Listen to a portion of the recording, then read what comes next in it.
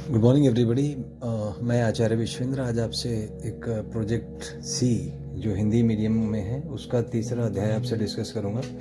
यह है प्रतियोगी परीक्षाओं हेतु सूचना भंडार कैसे विकसित करें।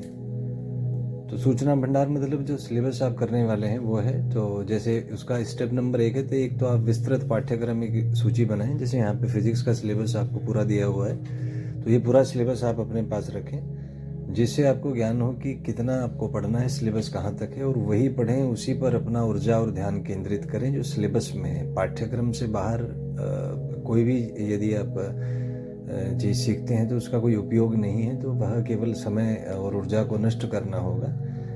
अतः पहला काम है कि आप केवल वही पढ़ें जो सिलेबस में है। तो सिलेबस थोड़ा सा देख लें। स्टेप नंबर 1 हो गया।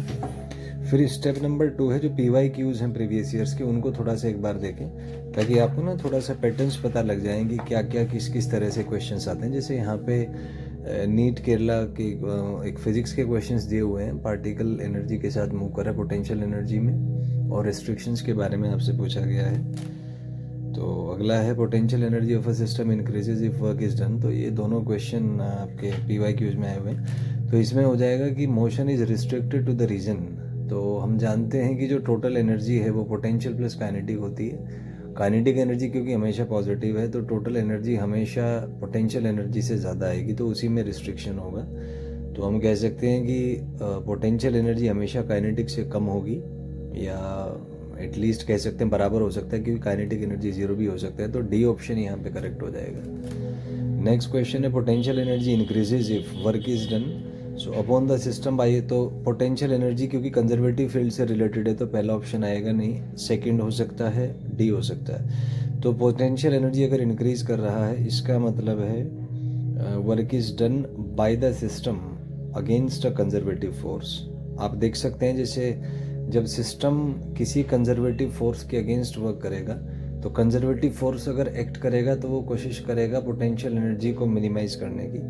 तो अगर पोटेंशियल एनर्जी बढ़ रही है, इसका मतलब आपको उसके अगेंस्ट वर्क करना पड़ेगा। तो सेकंड ऑप्शन यहाँ पे करेक्ट हो जाएगा। तो इस तरह से आप देख सकते हैं कि PYQs जो हैं उसकी आप एक प्रॉपर एनालिसिस करें, हर चैप्टर हर टॉपिक वाइज। अब तो बुक्स अवेलेबल हैं, जैसे 43 ईयर्स JEE एडवांस्ड या 37 ईयर नीट, इस प्रकार की बुक्स मार्केट्स में अवेलेबल हैं जिसमें PYQs दिए हुए हैं, तो आपको एक करेक्ट लाइन ऑफ एक्शन पता चले। क्योंकि सारा खेल आपके न्यूरल पैटर्न्स का है। अगर सिलेबस की बात करें तो नीट हो या JEE हो, लगभग 6000 A4 साइज़ के पेजेस हैं टोटल सिलेबस में, जिसमें आपकी theory, questions, modules, TPPs, practice question सब आ जाते हैं। तो इतना आपका सिलेबस है। तो यदि आप सिस्टमेटिक तरीके से काम करेंगे तभी आप एग्ज़ाम तक एक पैटर्न बना पाएंगे।